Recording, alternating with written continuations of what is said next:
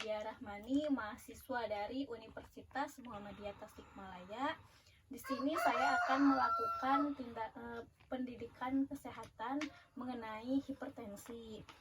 Kalau boleh tahu, Ibu siapanya? Bapak? Cucunya. Ya. Nah, Bu, kalau boleh tahu, Ibu tahu tidak hipertensi itu apa? Tekanan darah tinggi. Oh ya, Ibu tahu ya, hipertensi itu tekanan darah tinggi. Nah, hipertensi itu merupakan tekanan darah tinggi atau peningkatan darah sistolik di atas batas normal, yaitu lebih dari 140, dan tekanan darah sistoliknya lebih dari 90 mmHg. Itu menurut WHO 2013. Untuk klasifikasi hipertensi ada yang optimal, normal, high normal.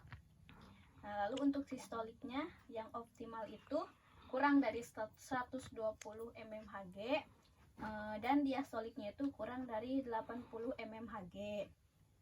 Nah, untuk yang normal, sistoliknya itu 130 mmHg dan diastoliknya itu kurang dari 85 mmHg. Nah, lalu untuk yang high normal atau lebih dari batas normal, yaitu sistoliknya itu 130 sampai 139 mmHg dan diastoliknya itu 85 sampai 89 mmHg. Nah, untuk hipertensi yang pertama itu ada derajat 1.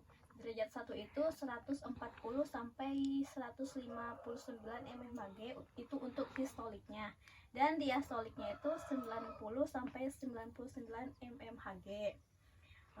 Lalu untuk derajat 2, sistoliknya itu 160 sampai 179 mmHg, dan untuk diastoliknya itu 100 sampai 109 mmHg.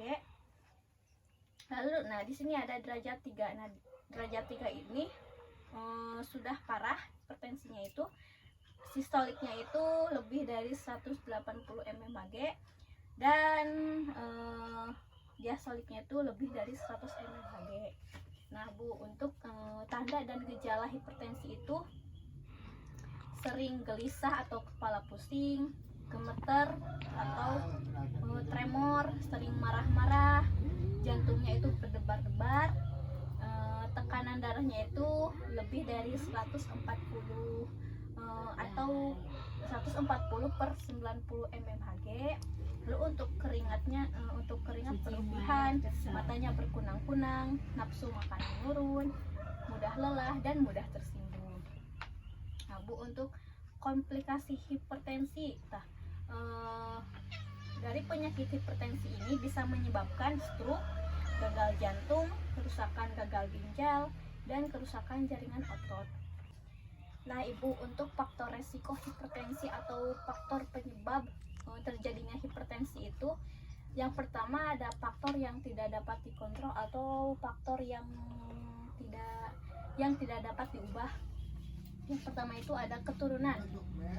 Keturunan itu adanya faktor genetik dan akan berpengaruh terhadap keluarga yang telah menderita hipertensi sebelumnya. Yang kedua itu usia. Perubahan tekanan darah pada seseorang secara stabil akan berlebih di usia 20 sampai 40 tahun. Setelah itu akan cenderung lebih meningkat secara cepat. Sehingga semakin bertambah usia seseorang, maka tekanan darah semakin meningkat.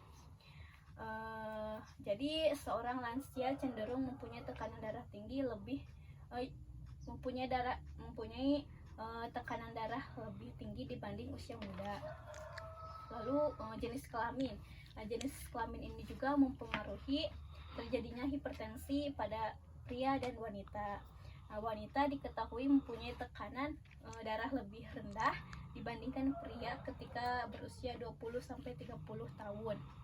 Nah, tetapi akan mudah menyerang pada wanita ketika berumur 55 tahun. Sekitar 60% menderita hipertensi berpengaruh pada wanita. Nah, lalu untuk pendidikan, di sini tingkat pendidikan secara tidak langsung mempengaruhi tekanan darah. Tingginya resiko hipertensi pada pendidikan yang rendah, kemungkinan kurangnya pengetahuan, dalam menerima informasi dan petugas kesehatan, sehingga berdampak pada perilaku atau pola hidup tidak sehat. Lalu yang kedua itu ada faktor yang dapat dikontrol atau faktor yang tidak dapat diubah. Yang pertama itu ada obesitas. Nah, pada usia pertengahan dan usia lanjut cenderung kurangnya melakukan aktivitas, sehingga asupan kalori mengimbangi kebutuhan energi, sehingga akan menjadi peningkatan berat badan. Lalu yang kedua itu kurang berolahraga. Nah, jika melakukan olahraga secara teratur akan mudah untuk mengurangi peningkatan tekanan darah tinggi yang akan menurunkan tekanan perifer, sehingga melatih otot jantung untuk terbiasa melakukan pekerjaan yang lebih karena adanya kondisi tertentu. Nah, nih Bapak, yang ketiga itu ada kebiasaan merokok. Nah, merokok dapat meningkatkan tekanan darah. Hal ini dikarenakan dalam kandungan nikotik yang dapat menyebabkan penyempitan pembuluh darah. Lalu konsumsi garam berlebih. Mengkonsumsi garam yang dapat mengurangi peningkatan hipertensi. Kadar sodium yang direkomendasikan adalah tidak lebih dari 100 mol atau sekitar 2,14 gram sodium atau 6 gram. Lalu yang kelima itu ada minuman beralkohol. Ketika mengkonsumsi alkohol secara berlebihan akan menyebabkan peningkatan tekanan darah yang tergolong parah karena dapat menyebabkan darah tinggi di otak tersumbat dan menyebabkan stroke. Lalu di sini ada minum kopi. 1 cangkir kopi mengandung kafein atau 75 sampai 200 miligram, di mana dalam 1 cangkir kopi dapat meningkatkan tekanan darah 5 sampai 10 mmHg baiknya darahnya itu. Nah, untuk pencegahan hipertensi yang pertama itu periksakan tekanan darah secara teratur agar kita tahu tekanan darah kita itu tinggi atau tinggi atau naiknya darah kita. Lalu makan makanan yang bergizi. Nah, seperti pada karbohidrat dianjurkan untuk biskuit, singkong, roti, dan nasi. Lalu untuk proteinnya itu seperti tahu, tempe, dan kacang-kacangan. Nah, untuk vitaminnya bisa buah dan sayuran. Buah itu misalkan jeruk, apel, pisang, melon gitu, Bu. Lalu yang ketiga itu menghindari makanan yang berlemak dan mengurangi asin. Nah, pada makanan yang berlemak kurangi memakan daging, lalu pokoknya yang berlemak-lemak, dan mengurangi asin. Misalkan pada masakan dikurangi garamnya gitu. Lalu untuk selanjutnya menghindari makanan dengan bahan pengawet, lalu menjaga berat badan agar tetap stabil, menghindari minum-minuman keras, dan yang terpenting itu menghindari merokok dan minum kopi. Soalnya Bapak ini kan suka merokok dan minum kopi. Nah, dianjurkan untuk agar berhenti merokok dan minum kopi. Lalu istirahat yang cukup. Nah, Bu, mungkin Ibu sedikit paham ya, Bu, tentang hipertensi yang saya sampaikan barusan. Coba Ibu jelaskan hipertensi itu apa, dikarenakan mungkin Bapak tidak bisa menjelaskan gitu. Jadi sama Ibu aja gitu. Hipertensi itu apa, Bu? Hipertensi atau tekanan darah tinggi merupakan tekanan darah sistolik di atas batas normal yang yaitu lebih dari 150 atau 90 mHg, dan tekanan darah diastolik lebih dari 90 mHg. Nah, untuk yang pertama itu kan periksakan tekanan darah tinggi ya, Bu, secara teratur. Nah, tolong ingatkan kepada Bapak agar selalu mengecek tekanan darahnya agar bisa tahu darahnya itu naik atau tidak gitu. Nah, lalu yang kedua, Bu. makanan-makanan yang bergizi, Makanan-makanan yang bergizi contohnya Bu, seperti apa? nasi, singkong, roti, protein, tahu, tempe. Oh iya, ya Bu. Jadi Bapak ini jangan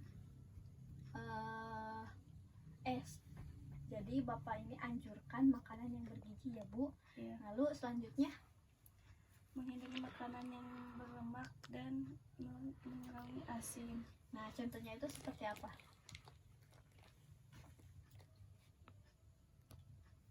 Jadi contohnya itu Ibu menghindari makanan yang berlemak itu seperti jangan mengkonsumsi daging.